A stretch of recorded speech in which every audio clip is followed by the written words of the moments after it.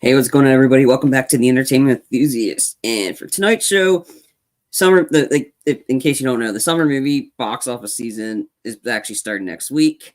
And I've seen over the years various videos of everybody breaking down their predictions for that they think is going to be the highest grossing domestic summer movies of that year. And I've seen that in the past.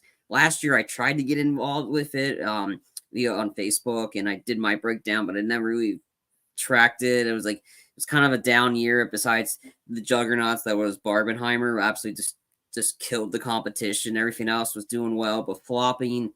So with the season about to start next week, I decided to go ahead and do my predictions since for the channel, and I figured this is the best opportunity to break down what I think is going to be the highest grossing movies domestically of the summer.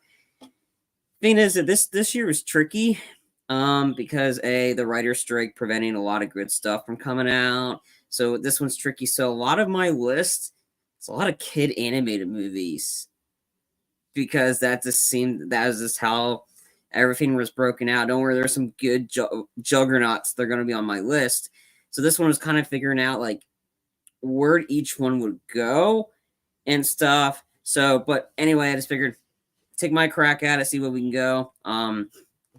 Again, feel free to comment live, and I'll try to answer your questions for why. Like, if they give you different options than I do, that's great. Let me know. But anyway, let's go ahead and let's go ahead and get started with this. So now my number 10 one, what I think is going to make my list. I'm going with a horror movie here. I'm going with Alien Romulus.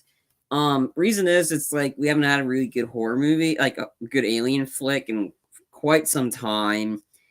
And this one is an intriguing one. I did share, I had reacted to the trailer, and I'm intrigued on this one. This one's set between the events of after Alien and between Alien and Aliens, which is my all-time favorite alien flick.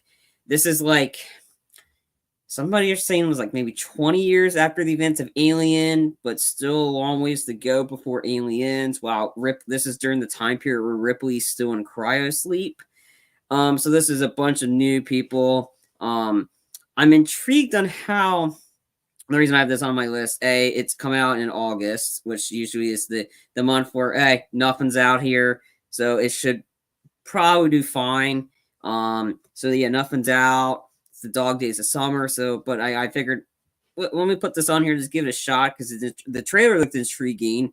I liked how the main actress, I think like the main character Rain, she has like a pulse rifle, which is kind of like before the technology for Aliens pulses rifle.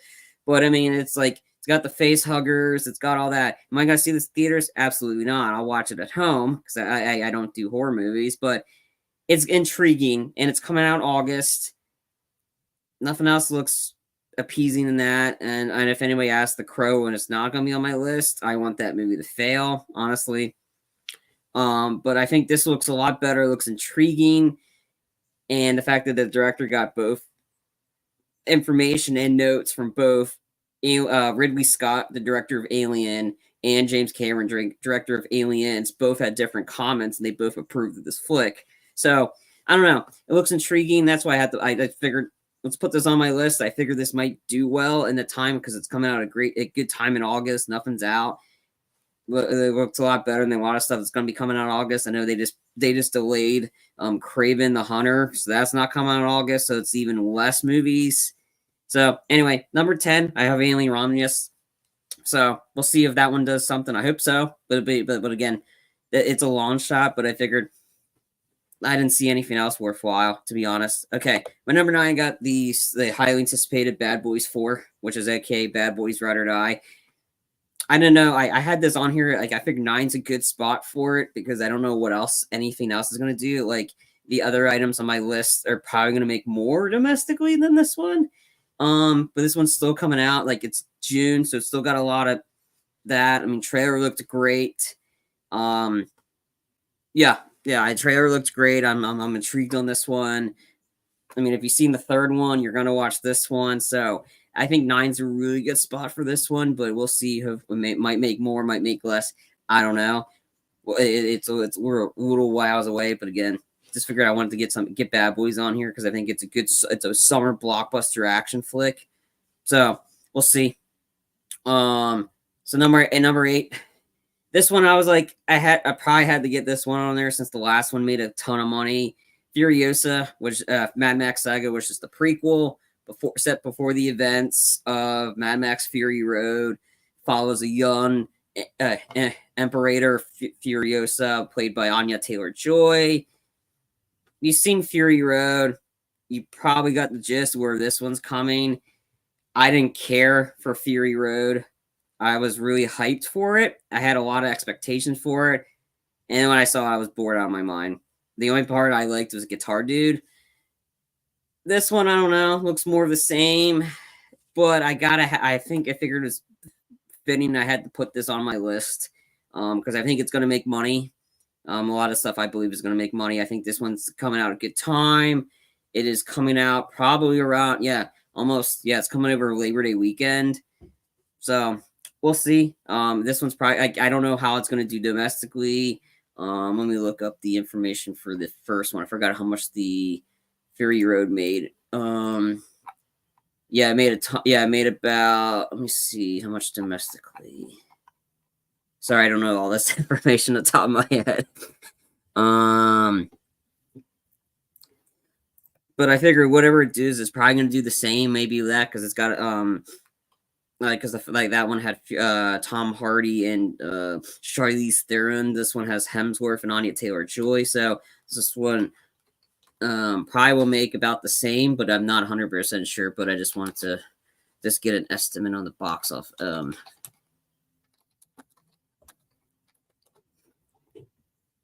made about 154.3 in this US. So this one might make around that. So again, I think 8 might be a good spot for it. Again, it's hard R rated, so that's kind of like the part that might hurt it. I don't know, but it's coming out Memorial Day weekend. It's got you have a lot of options that weekend. So I just figured it's fitting. I had to put this one on there because I think this one's going to make money. But again, I'm picky choosy what I think was going to make my top 10 or not. Okay, so that's Furiosa. I think it's going to make. I think it's eight. Like my 8 and 9 spot could be switched, but I think that one's a good spot for us. And with Bad Boys, Alien could make more than this. I don't know. It really depends on word of mouth. If all these movies get great word of mouth, that's really going to help the longevity for it because there's a lot of stuff coming out in all of them like quick succession. All right, my next one, I got If, which is like my first kid movie on this list, but it's a kid movie, but also has stuff that's going to be for adults. Essentially, If is called Imaginary Friends, and it's about a young girl named Bia who has been going through a troubling experience in her life, unexpectedly gains the ability to see people's imaginary friends, referred to as Ifs for short. It's kind of like that Foster's Home for Imaginary Friends or something like that. It was a Cartoon Network show. This one had that vibe to it. So anyway, who had been abandoned by their kids, they helped. Bia then discovers her neighbor Cal has the same ability. Together, they join forces to reunite the Ifs with their former kids. Main reason I'm in is one of the reasons is Krasinski. I like John Krasinski and the fact that he was able to reunite, get Steve Carell, the two of them together, with this. That's funny, but the big selling point for me is Ryan Reynolds. I love him. He's just one of my all-time favorite actors. Anything he's in, he's hysterical. I had to have this one because a lot of these people, Krasinski, but Ryan Reynolds being in it was that. The trailer was hilarious the first time I saw this. But the cast list for this, OMG. I mean, again, Ryan Reynolds and Krasinski are the two big main ones, but there's a lot of voicing in there because there's a lot of characters in it. So I was going to read off the list, and this is like a lot of the A-list who's who of people are in this movie. Well, Steve Carell, I mentioned, is in this. Phoebe Waller-Bridge, she's a lot of writer of Fleabag, stuff like she was also in that latest Indiana Jones flick, which actually wasn't very good. But that's me. You had Louis Gossett Jr. in his final role. You have Emily Blunt's in this, Krasinski's wife. I'm not going to reveal who they play. You'll just have to figure that out. But most of the voices are playing imaginary friends. But you have Emily Blunt, Matt Damon, Maya Rudolph, Jon Stewart, Sam Rockwell, some other ones, Richard Jenkins, Awkwafina, Krasinski's also doing a voice, Blake Lively, Clooney, Matthew Rice, Bradley Cooper, Amy Schumer, Keegan-Michael Key, Vince Vaughn. So yeah, this is like a huge list, and all these are playing imaginary friends. And this one, it looks like a family movie, but also that's like Ryan Reynolds is going to throw some adult humor in there. I mean, he did that with the Detective Pikachu, he was absolutely hysterical in that. This one's going to be good. I like that, and it's already tracking to do pretty well. Emily Blunt's doing double duty with this one and The Fall Guy. Ryan Reynolds is double dutying this and the big juggernaut and the only Marvel movie of the summer, Deadpool and Wolverine. Like, there's a lot of that, but it's just like the cast looks great. Huge list. This looks fun. I think this is going to make money. It all really depends. Like I said, I had it 7, but again, it could go higher, could go lower. But I figured I had to have this one on there because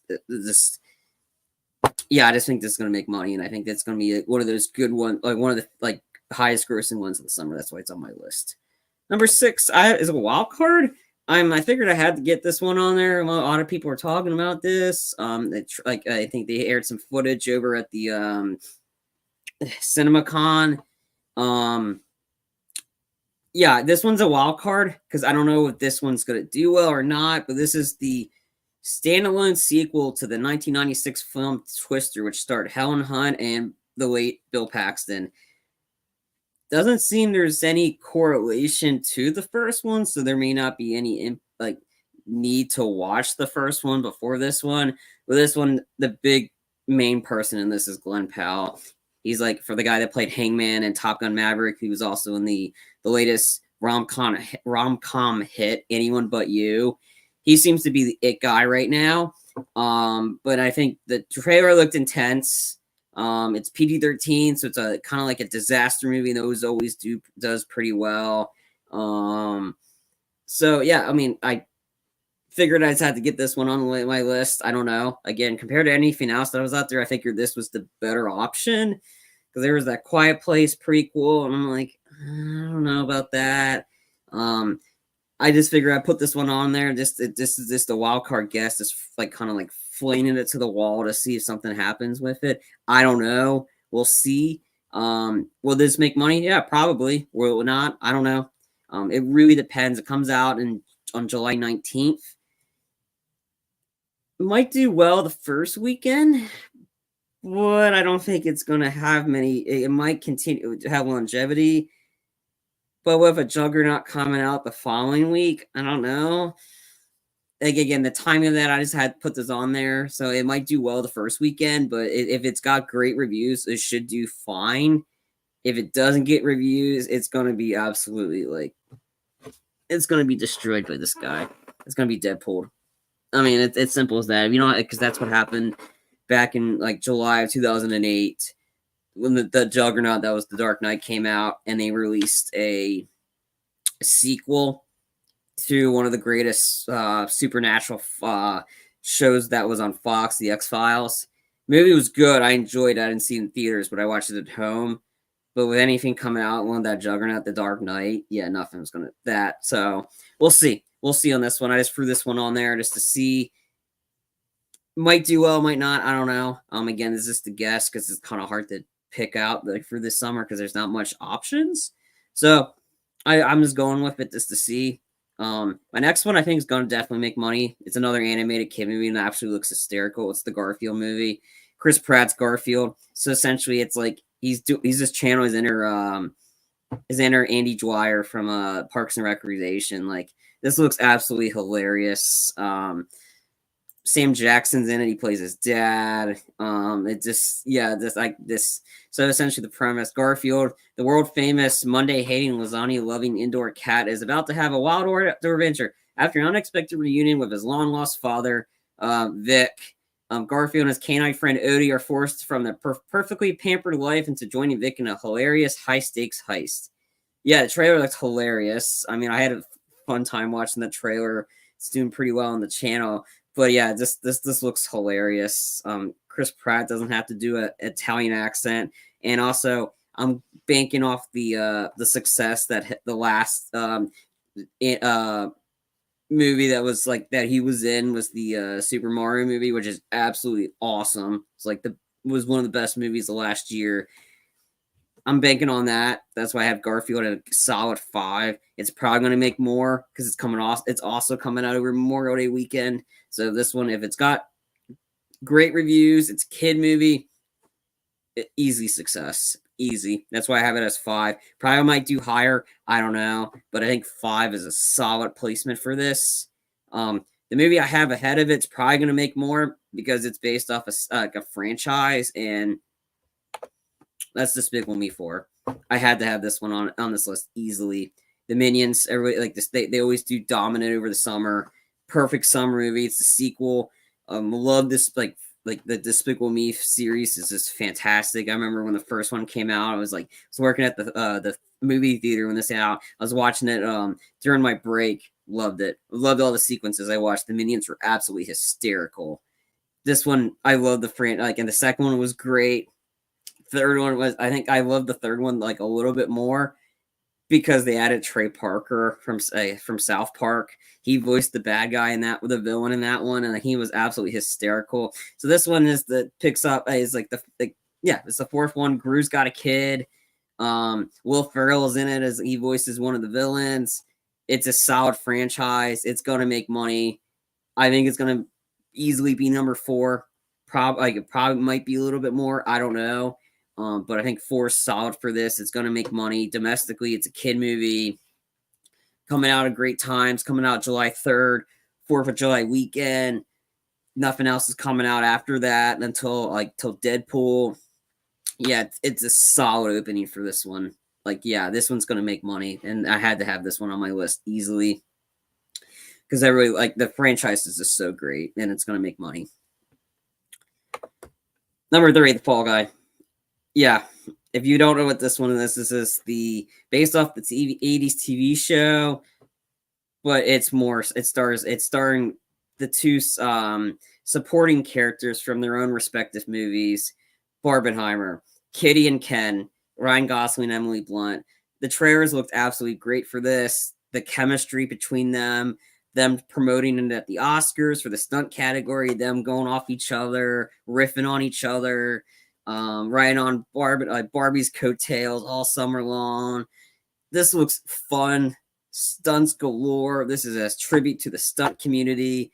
David Leitch is directing it. He's done a lot of great stuff, including the highly underrated, and I highly recommend checking this one out, Bullet Train. Awesome flick. He's directing it. He was a stunt guy. A lot of stunts in this movie. Gosling being himself. And Gosling's right off that success of Barbie. It's this, and Emily Blunt as from Kitty from Oppenheimer. That's just so funny. It's the 2 supporting characters from their own big juggernaut flicks, Oppenheimer and Barbie. Looks great.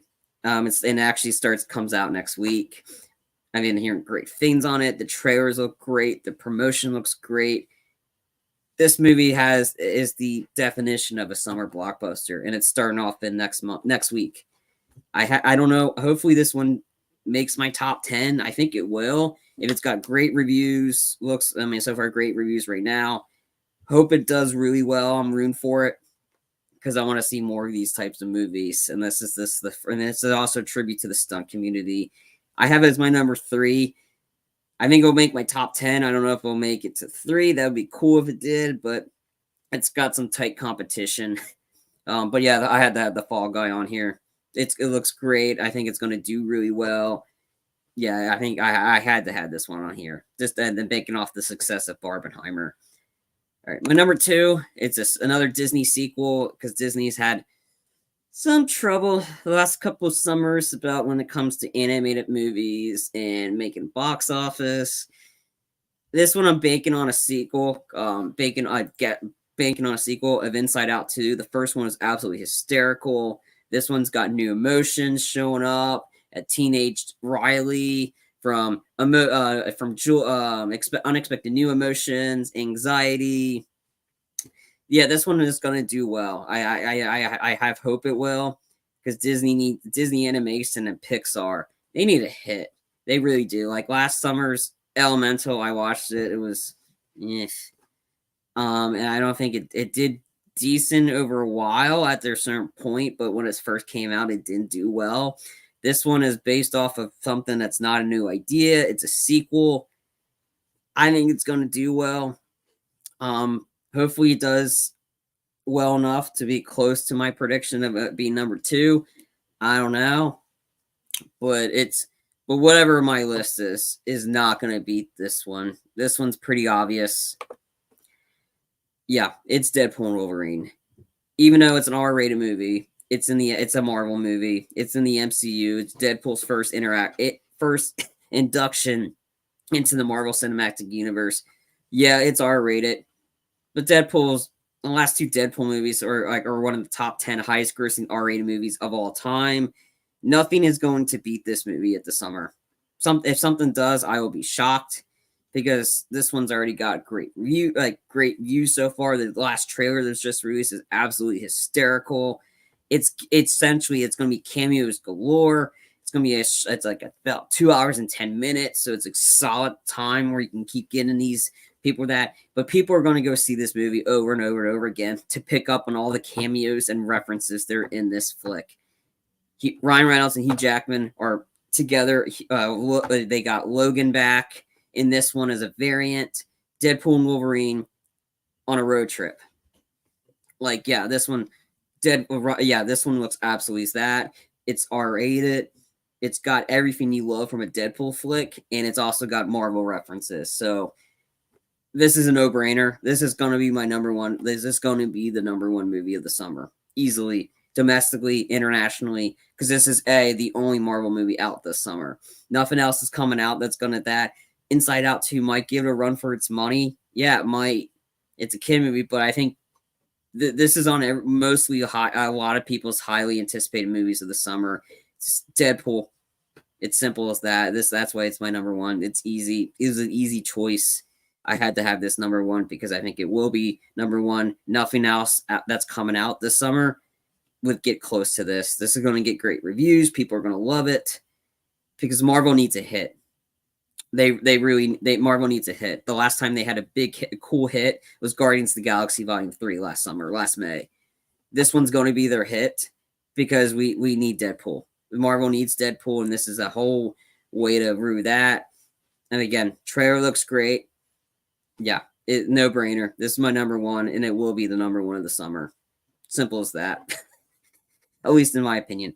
So anyway, that's my list of my top 10 box office predictions. Again, I'll just break them down. 10, I had Alien, Romulus. 9, Bad Boys, Ride or Die. 8, Furiosa. 7, If. 6, Twisters. 5, Garfield. 4, Despicable Me. 3, The Fall Guy. 2, Inside Out, and 1, Deadpool and Wolverine. So, anyway, make sure, that's going to do it for me. Make sure, if you guys have come up with a different list, feel free to put that in the comment section below. I'm interested to see what everybody else's predictions, what they think is going to be the highest grossing movie of the summer domestically. International's too hard to keep up and all that stuff.